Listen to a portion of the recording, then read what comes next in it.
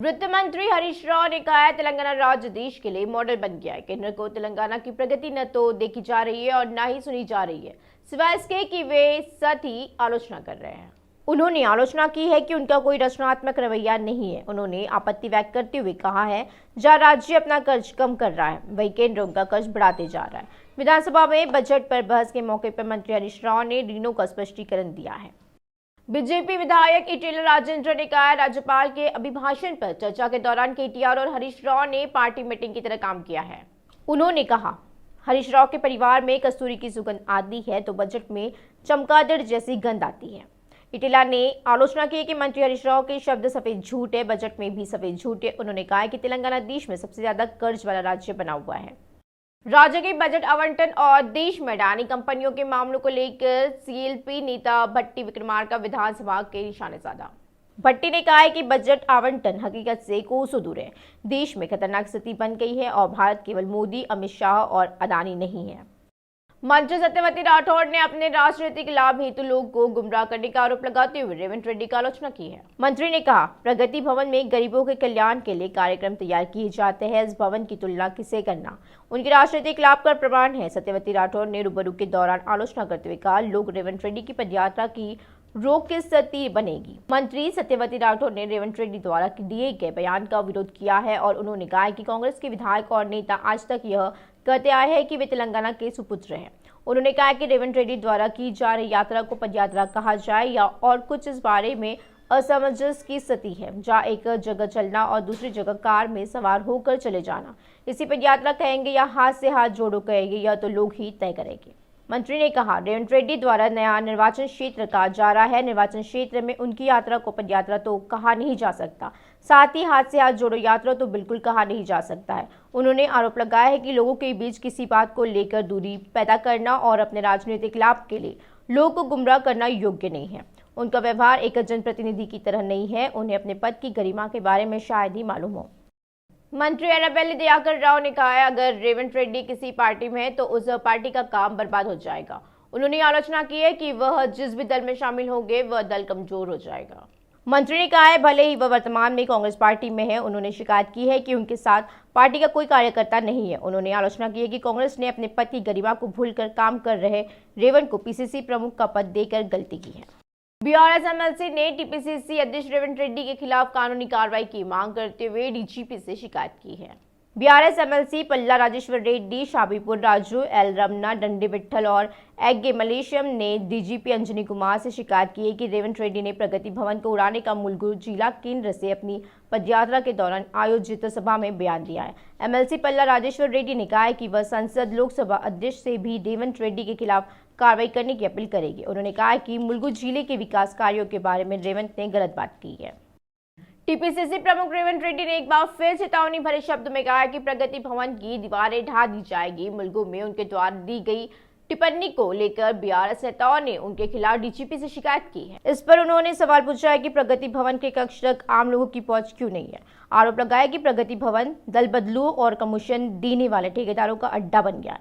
रेवंत ने कहा कि महबूबाबाद में राक्षसों का राज है, कलेक्टर भी सुरक्षित नहीं है। महबूबाबाद विधायक द्वारा महिला कलेक्टर का हाथ पकड़कर खींचने की घटना को लेकर बदसुल्की का आरोप लगाया गया है। बीआरएस एमएलसी कविता ने पीएम मोदी की आलोचना की है। कविता ने अपने भाषण में अडानी मुद्दे का जवाब नहीं देने के लिए मोदी की आलोचना की और मोदी देशवाद की आड़ में राजनीति कर रहे हैं। उन्होंने कहा कि मोदी ने किसानों को दी जाने वाली सहायता को लेकर भी झूठ बोला है। मोदी ने संसद में कहा है कि वह 11 करोड़ किसानों को नकद मदद दे रहे हैं। दरअसल केंद्र सिर्फ 3.87 करोड़ किसानों की ही मदद कर रहा है। वाईएसआरटीपी की अध्यक्ष शर्मिला ने बीआरएस के प्रमुख नेता और पूर्व मंत्री कटियम श्रीहरि पर तीखी टिप्पणी की है और उन्होंने कहा है कि पिछले 14 साल तक मंत्री रहने के बाद भी निर्वाचन क्षेत्र के लिए कुछ नहीं किया है। उन्होंने पूछा है कि दिवंगत वाईएसआर के देवदुल्ला परियोजना से स्टेशन घनपुर को सिंचाई का पानी मुहैया कराया। इतना बड़ा नेता तेलंगाना का गद्दार कैसे हो सकता है। उन्होंने कहा है कि कटियम श्रीहरि एक गद्दार है जिसने आंदोलन की आड़ में पद प्राप्त किया है। उन्होंने चेतावनी भरे शब्दों में कहा है कि श्रीहरि और बीआरएस नेताओं ने लोगों को आश्वासन देकर गुमराह किया है और इस धोखाधड़ी का वह पर्दाफाश करेगी। बसपा प्रदेश अध्यक्ष आरएस प्रवीण कुमार ने मांग की है कि मिर्यालगुडा बीआरएस विधायक नलामोटू भास्कर राव को तत्काल बर्खास्त किया जाए। उन्होंने कहा है कि केसीआर द्वारा बनाई जा रही सड़कों को उनके फार्म हाउस से दिए गए पैसों से नहीं बनाया जा रहा है। उन्होंने ऐसे शब्द बोलने वाले विधायकों को राज्य से बाहर करने का आह्वान किया है। प्रवीण कुमार ने कहा है कि मंत्री कोपुल्ला ईश्वर के कार्यकाल में धर्मपुरी का विकास असंभव है। कोपुल्ला निर्वाचन क्षेत्र में जावेद 4 बार जीते, वही किसी डबल बेडरूम तक नहीं देने के लिए उनकी आलोचना की गई। सीबीआई के अधिकारियों ने एक बार फिर सरकार को पत्र लिखकर राज्य में सनसनी मचा देने वाले विधायक खरीद फरोख्त मामले की डिटेल सौंपने को कहा है। सीबीआई अधिकारियों ने इस मामले से जुड़ी फाइलें देने के लिए इस महीने की 6 तारीख को सीएस शांति कुमारी को पत्र लिखा है। सीबीआई मामले की जानकारी देने के लिए राज्य सरकार को 4 बार पत्र लिख चुकी है। मामला पत्र पिछले वर्ष की 31 तारीख को लिखा गया और शेष पत्र 5 लिखा गया। सीबीआई ने 2 दिन पहले सरकार को एक और पत्र लिखा था।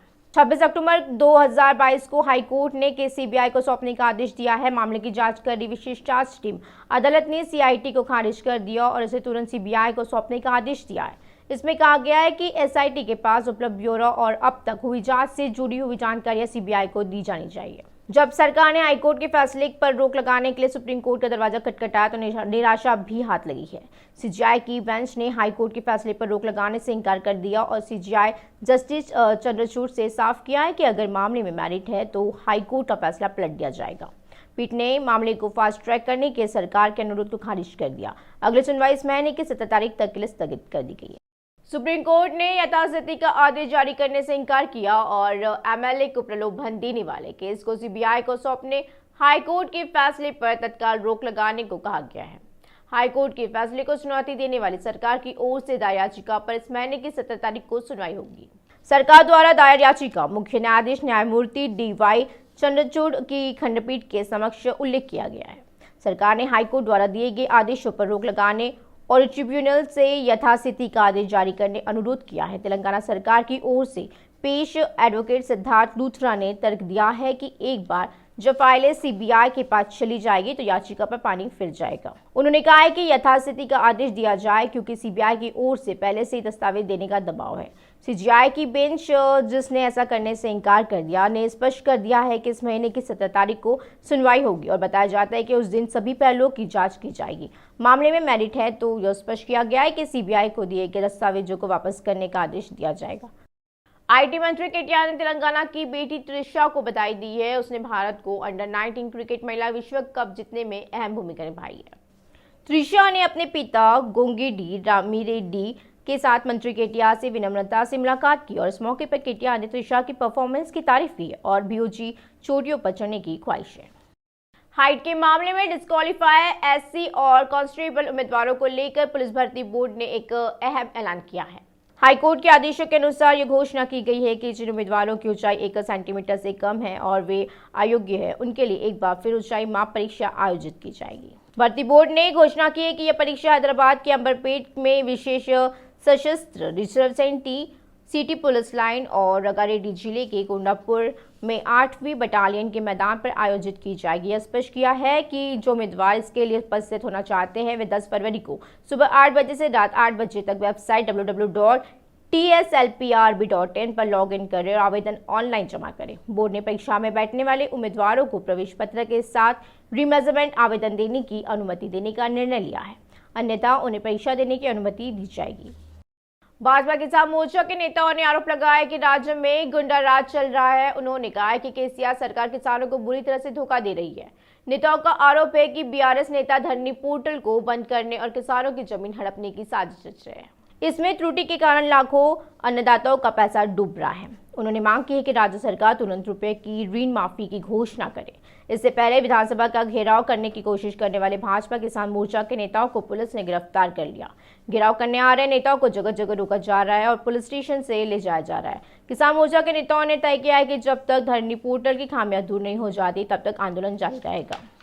दिल्ली शराब मामले में एक और शख्स को गिरफ्तार किया गया है। सीबीआई ने बीआरएस एमएलसी कविता के पूर्व चार्टर्ड अकाउंटेंट गोरटल्ला बुच्ची बाबू को गिरफ्तार किया है। गुच्ची बाबू को इस आरोप का पृष्ठभूमि में गिरफ्तार किया गया और दिल्ली की आबकारी नीति तैयार करने में उनकी भूमिका है।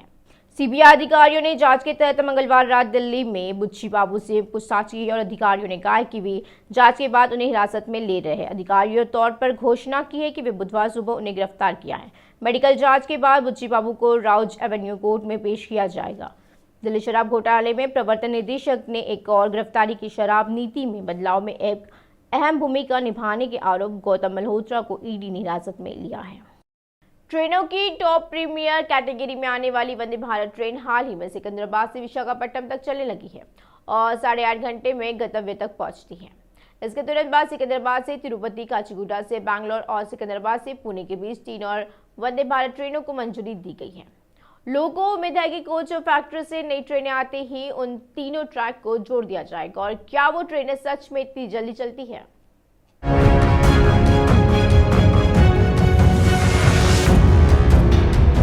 जबकि वंदे भारत रेल की अधिकतम गति 160 किलोमीटर प्रति घंटा है। हाल ही में लॉन्च की गई सिकंदराबाद से विशाखापट्टनम ट्रेन केवल 90 किलोमीटर प्रति घंटे की औसत गति से चलती है। उस मार्ग की ट्रैक गति क्षमता केवल 130 किलोमीटर प्रति घंटा है। तीसरे लाइन के काम और अन्य सिग्नलिंग गड़बड़ी के कारण रुक रुक कर उस गति को पूरा करने के अलावा लगातार यात्रा करना संभव नहीं है। जिस रूट पर 130 किलोमीटर प्रति घंटे की रफ्तार के लिए ट्रैक को काफी मजबूत किया गया है। अगर ऐसा है तो सवाल है कि वंदे भारत को सिकंदराबाद से पुणे, बैंगलोर और तिरुपति तक कैसे चलाया जा सकता है, जहां ट्रैक ही नहीं है।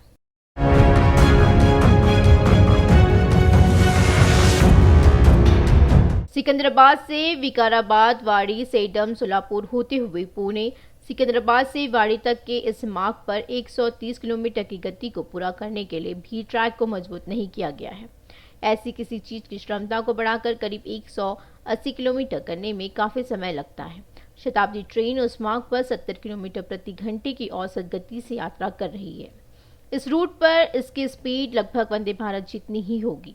वंदे भारत की मंजूरी के बाद अधिकारी अब सिकंदराबाद से वाड़ी के बीच ट्रैक को मजबूत करने का काम शुरू करने की तैयारी में है।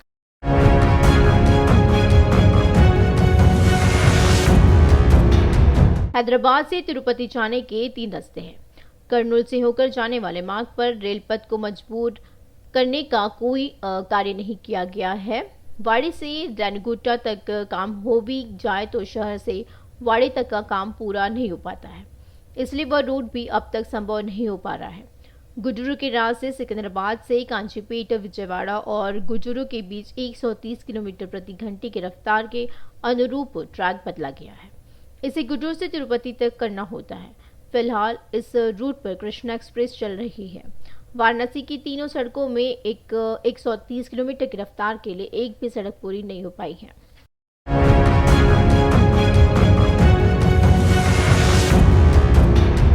कर्नूल रूट पर अभी तक ट्रैक को मजबूत करने का काम शुरू नहीं हुआ है, जो कि हैदराबाद से बैंगलोर जाने वाला मुख्य रूट है। इस रूट पर फिलहाल दोहरीकरण का काम चल रहा है। अगर ये पूरे भी हो जाते हैं तो भी ट्रैक को मजबूत करने का काम शुरू नहीं होगा। सिकंदराबाद से महबूबनगर तक दोहरीकरण का काम हाल ही में पूरा हुआ है। जल्दी प्रधानमंत्री मोदी अपनी तेलंगाना यात्रा के तहत दूसरा मार्ग राष्ट्र को समर्पित करेंगे। महबूबनगर और डॉन के बीच दोहरीकरण का काम होना है।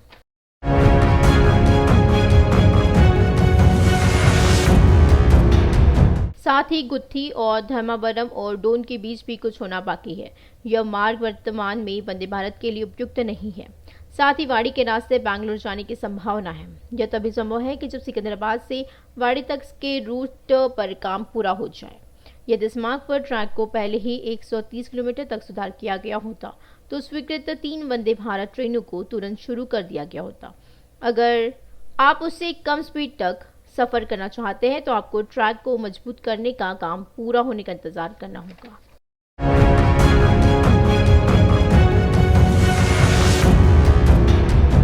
भाग्यनगर में हंगामा करने वाले व्यक्ति का अपहरण कर मामला पंजागुट्टा पुलिस ने सुलझा लिया। पुलिस ये जानकर हैरान हो गई है कि सारा इस मामले में पीड़िता का मास्टरमाइंड था। यहाँ तक कि पुलिस भी इस बात से हैरान थी कि जिन परिवार के सदस्यों पर भरोसा किया जाना चाहिए था उन्हें पैसों के लिए अपहरण किया गया। पंजागुट्टा पुलिस स्टेशन में एसीपी मोहन कुमार ने मामले की जानकारी दी है।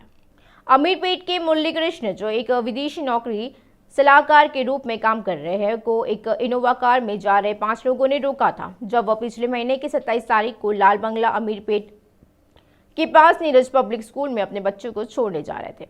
उन्होंने मुरलीकृष्ण को यह कहकर कार में जबरन बिठाया कि वह आयकर अधिकारी हैं। इसके बाद उसे शहर के उपनगर बाटा सिंगारम में एक सुनसान जगह पर ले जाकर 60 लाख रुपए का इनकम टैक्स देने को कहा। मुरलीकृष्ण इसके लिए राजी नहीं हुआ और उन्होंने हाथ खड़े कर दिए। उन्होंने कहा कि उनके साले को गिरफ्तार कर लिया गया है, उनसे फोन पर बात हुई है। अंत में उन्होंने पत्नी को भी गिरफ्तार करने की धमकी दी। इससे घबराए मुरलीकृष्ण ने अपनी पत्नी को पूरी बात बताई और 30 लाख तैयार करवा लिया। आरोपियों को साले को पैसे देकर नामपल्ली लाया गया और वहां बैग लेकर आरोपी मुरलीकृष्ण को आउटर रिंग रोड पर छोड़ गए। पीड़ित वहां से घर पहुंचा और इस महीने की 4 तारीख को पंजागुट्टा पुलिस से संपर्क किया है। मामला दर्ज करने वाली पुलिस ने इसे गंभीरता से लिया और मोबाइल सिग्नल और सीसीटीवी कैमरों के आधार पर जांच की और मामले को सुलझा लिया है। कृष्णा बोल के एक आदमी पंजागुट्टा पुलिस स्टेशन में कंप्लेंट किया था। 27 तारीख जनवरी 27 को उनको अमीरपेट से किडनैप करके 30 लाख उनका रैंसम दिए बोल के वो कंप्लेंट के ऊपर पंजागुट्टा इंस्पेक्टर साहब और उनका टीम दुर्गा प्रसाद एसआई रफ़ी नरेश इन लोग आज एक्यूज्ड को अरेस्ट करके मुशीराबाद में अरेस्ट करके उन लोगों से 15,04,500 रुपीज़, एक कार और एक बुलेट, 7 फोन्स रिकवरी किए थे। ये केस में एक गौसपुर के एक्यूज्ड अब्सकॉन्डिंग है, उसको पकड़ने को तलाश राजेश बोल के उनका ब्रदर इन लॉ, उन्होंने मास्टरमाइंड है ये पैसे लूटने में। ये उनके भोने के पास पैसे है बोल के उनको मालूम है ना, तो इस वजह से जो है उन्होंने एक गैंग फॉर्म करके एक्चुअली बेसिकली विजयवाड़ा से है। विजयवाड़ा में इनका पहचान के जो है लोग उन लोगों को इकट्ठा करके जो है यहाँ पर आके ये पैसे लूटने के वास्ते प्लान करके किडनैप किया।